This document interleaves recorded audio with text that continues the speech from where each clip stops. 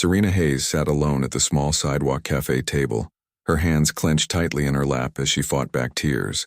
Watching happy couples around her share laughter and lattes. At 32, she'd finally gathered the courage to try dating again, 2 long years after the accident that had left her in a wheelchair. That same crash had not only altered her body but shattered her engagement when her fiancé admitted he couldn't stay with someone like that. Those 2 years had been about rebuilding her strength, her confidence, her life, and when Daniel from the dating site had seemed sincere, unfazed by her wheelchair, she dared to believe in something new. They'd set to meet at this charming cafe at 2. Serena had arrived 15 minutes early, heart fluttering with nerves, wearing her favorite beige dress, hair perfectly curled, makeup done with care. She'd seen Daniel arrive right on time, watched him glance around for her from across the street. Hope had swelled in her chest. Then came the moment his gaze landed on her chair. His expression changed, interest fading into discomfort, maybe even disgust.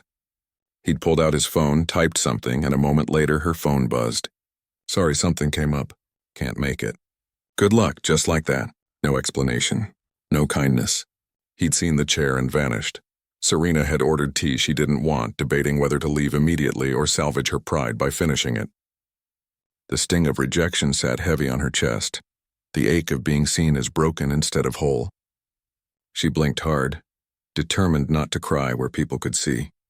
That's when a tiny voice interrupted her thoughts.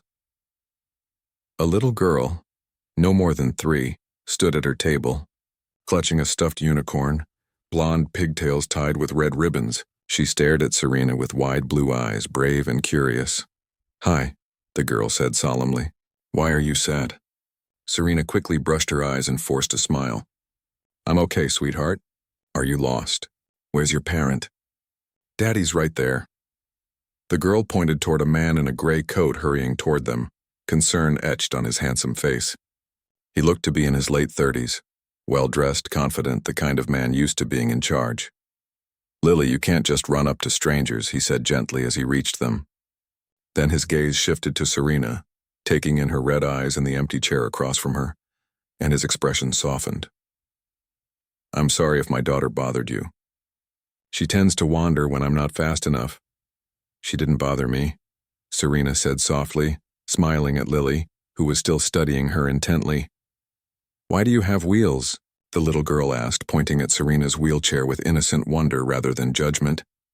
"Lily, that's rude," her father began gently, but Serena shook her head before he could say more. "It's okay. I don't mind." She turned to Lily, smiling softly. "I was in an accident, sweetheart, and my legs don't work like yours anymore. So I use this chair with wheels to get around, kind of like how your daddy drives his car instead of walking everywhere." Lily thought about that seriously, then nodded as if it made perfect sense. "Can I sit with you? You look lonely." "Lily," her father chided lightly. "The nice lady probably wants to be alone." "Actually," Serena heard herself say, surprising even her, "I'd love the company if it's okay with your dad." The man hesitated, glancing between Serena and his daughter, then smiled slightly. "All right. Just for a few minutes while I grab us some coffee. I'm Adrian, by the way, Adrian Blackwood." "Serena Hayes," she replied. Adrian went to order while Lily climbed into the empty chair across from Serena, the same one Daniel had never taken. She carefully placed her stuffed unicorn on the table. "This is Sparkle," she announced proudly. "She's magic. She makes people happy when they're sad. Do you want to hold her?" Serena accepted the well-loved toy, something in her chest loosening at the child's simple sincerity. "Thank you, Lily, that's very sweet. Daddy says being kind is the most important thing," Lily said wisely, swinging her legs so her red shoes flashed in the sunlight. "More important than being rich or smart or anything." Serena smiled faintly. "Your daddy sounds very wise. Were you waiting for someone?" Lily asked next. "Is that why you're sad?" "I was," Serena admitted. "But he decided not to come." "That's mean," Lily declared. "Daddy says if you make a promise, you have to keep it. Or people can't trust you." Serena's throat tightened. "You're right," she said softly. He wasn't very nice. Adrian returned a moment later with 2 coffees and a juice box for Lily. Instead of leaving, he sat down as if he sensed that his presence was somehow welcome. "I hope you don't mind," he said, setting his cup down. but my daughter's got a good read on people. If she says you need a friend, I tend to listen. Besides, I could use a break.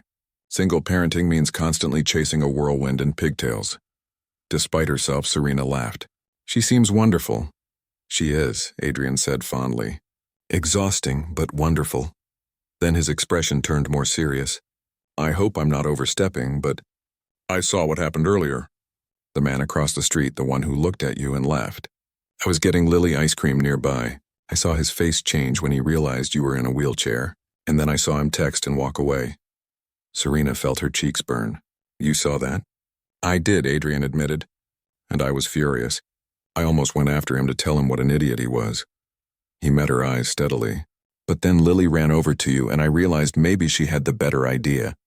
Sometimes the best response to cruelty is kindness, to show someone they matter by treating them like they do, instead of wasting energy on people too shallow to notice their worth. You don't even know me, Serena said quietly, her voice trembling. I know enough, Adrian replied. I know you were kind to my daughter when she interrupted your afternoon. You explained your chair with patience, not frustration. You took her stuffed animal and made her feel proud instead of in the way. That tells me more about your character than a dozen dates ever could, Adrian said softly. He hesitated, then added, and I know what it's like to be judged for things beyond your control. His voice carried a quiet weariness. My wife passed away 3 years ago, and the dating world hasn't exactly been kind. Some women like the idea of a ready-made family, until they realize parenting takes work. Others see dollar signs when they hear what I do, and some just vanish when Lily has a tantrum or gets sick or needs attention that interrupts dinner. What do you do? Serena asked. I run an investment firm, he said with a faint self-deprecating smile. Nothing glamorous, just helping rich people get richer mostly. She smiled. Still sounds impressive. What about you? He asked. I'm a freelance graphic designer, Serena said. I work from home, it's flexible, and honestly, it suits me, especially with my mobility situation. They ended up talking for nearly an hour, while Lily happily colored on cafe napkins the staff had given her. Adrian asked about Serena's design style, her projects, and how she found inspiration. Serena, in turn, asked about his business, his daughter, and what life as a single father was like. The conversation flowed easily, natural, warm, without the stilted pauses or pitying tones she'd grown used to since the accident. Daddy, I'm sleepy, Lily murmured at last, climbing into her father's lap and resting her head on his shoulder. Okay, princess. Time for a nap, Adrian said, his tone tender. Then he looked back at Serena with a small, genuine smile. This has been really nice. Thank you for letting us invade your afternoon. You didn't invade, Serena said softly. You saved it. And she meant it. Thank you both for being so kind. Serena, Adrian began, his voice careful, almost hesitant. I know this might sound forward, but would you like to have coffee again sometime? Intentionally this time, not by accident. Serena's breath caught. You want to see me again? Very much if you're interested, he said, adjusting Lily in his arms. I'm not promising anything more than conversation and caffeine, but I'd like to get to know you better. You're kind, easy to talk to, and my daughter's already smitten, which doesn't happen often. She's usually shy with new people. Serena thought of Daniel, of every person who'd seen her wheelchair and made assumptions about her worth. Then she looked at Adrian, who had sat with her for an hour, not despite her chair but simply beside it. Seeing her not what she couldn't do, I'd like that, she said quietly. Coffee sounds lovely. They exchanged numbers, and Adrian texted her right away so she'd have his contact saved. As they got ready to leave, Lily insisted on giving Serena a hug, throwing her tiny arms around Serena's neck with fierce affection. You're not sad anymore, Lily said solemnly. Sparkle's magic worked. It absolutely did, Serena replied, glancing up at Adrian with a smile that reached her eyes. Over the next few months, one coffee turned into dinner, dinners into weekend outings with Lily, and those into something real, something Serena hadn't believed she'd ever find again.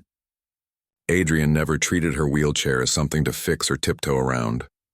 He simply accepted it as part of her life, asking practical questions when needed but never letting it define her. One afternoon, as Serena and Lily sat coloring together, Lily looked up and announced, You're different from the other women Daddy dates. Oh? Serena asked, amused. How so? You're nice all the time, Lily explained matter-of-factly. Not just when Daddy's watching. The other ladies smiled a lot when he was there, but when it was just me, they got annoyed like I was in the way. You actually like playing with me. I can tell. Serena's chest ached at the honesty in that small voice. I do like playing with you very much. You're smart and funny and so kind, just like your daddy taught you to be. Lily looked thoughtful for a moment, then asked bluntly, Are you going to be my new mommy? I don't know, sweetheart, Serena said gently. That's something your daddy and I still have to figure out. I hope you are, Lily said with absolute sincerity. I asked the universe for a mommy who would really love me. And then I found you, sitting sad at the cafe. Maybe the universe sent you for both of us, Serena said softly. When she told Adrian about Lily's words later that night, he was quiet for a long moment. They were curled up together on his couch, Lily fast asleep upstairs, a movie's end credits rolling quietly in the background. The kind of easy domestic moment that felt both new and natural, like the family they were slowly becoming. Lily's not wrong, Adrian said finally, his voice low. I've been looking for someone real, someone to share my life with. But everyone I met either wanted my money or a perfect story that didn't include the chaos of raising a toddler. He looked at her, eyes soft. Then Lily ran up to you that day and I saw how you spoke to her with real kindness even though you were hurting. I saw someone genuine. I was a mess, Serena protested. Crying in public over being stood up isn't exactly my best moment. You were human, he said gently. Vulnerable, honest. That man was a fool, Serena. But his loss was my gain because if he'd shown up, I wouldn't have had an excuse to sit at your table. Lily wouldn't have handed you her magic unicorn. We wouldn't be here now, she blinked back emotion. So, you're saying you're glad I got stood up? I'm saying I'm grateful for whatever twist of fate brought you into our lives, Adrian replied, taking her hand. Serena, I love you. Not despite your wheelchair or your past, but because of who you are. You're strong, creative, patient with Lily, honest about your struggles. You don't pretend to be perfect. You make my daughter laugh, and you've shown her that kindness matters more than appearances.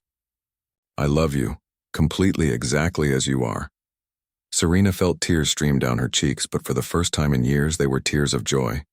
I love you too, she whispered. You and Lily both. You've given me something I thought I'd lost forever. A family. A future that isn't defined by what I lost, but by what I found. Then marry me, Adrian said simply. Marry us. Let Lily's wish come true. Let me spend the rest of my life proving that real love doesn't run. It stays. The proposal wasn't grand or public. It was quiet, honest, and perfect. Serena said yes through happy tears while Sparkle, the little unicorn, sat on the bookshelf. A silent witness to the magic she'd started that day at the cafe. The wedding was intimate and beautiful. Lily, the flower girl, wore a dress she'd chosen herself, her basket filled with petals, and Sparkle riding proudly beside them. When the officiant asked if anyone objected, Lily stood up solemnly and declared, I object to anyone being mean to my mama ever again. The entire room laughed and cried all at once. In his vows, Adrian spoke straight from the heart. A foolish man saw your wheelchair and walked away from the most extraordinary woman he'll never know. His loss gave me everything, a chance to love you and build a life with you. You've taught Lily that kindness matters more than appearances. You've taught me that strength takes many forms, and you've shown both of us that family isn't about perfection. It's about showing up as you are and choosing each other every day. Serena's vows were simple, but every word was filled with truth. I was left alone at a cafe, feeling invisible. Then a little girl with pigtails and a magic unicorn saw me, and her father saw me too.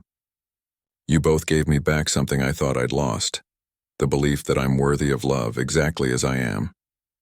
Adrian, you never saw my wheelchair as something to overcome. You just saw me. That's the greatest gift I've ever been given. The woman once left behind at a cafe had found something far greater than a date who showed up. She'd found a family who stayed, a man who saw her worth, a child who recognized her heart before, knowing her story, and the successful CEO with a little girl had learned that sometimes the best things in life happen when we stop walking past people who need kindness and instead sit beside them long enough to let connection grow. Daniel's cruelty had hurt, but it had also carved the space for something real to bloom. Serena would never wish that pain again, but she would forever be grateful for what followed.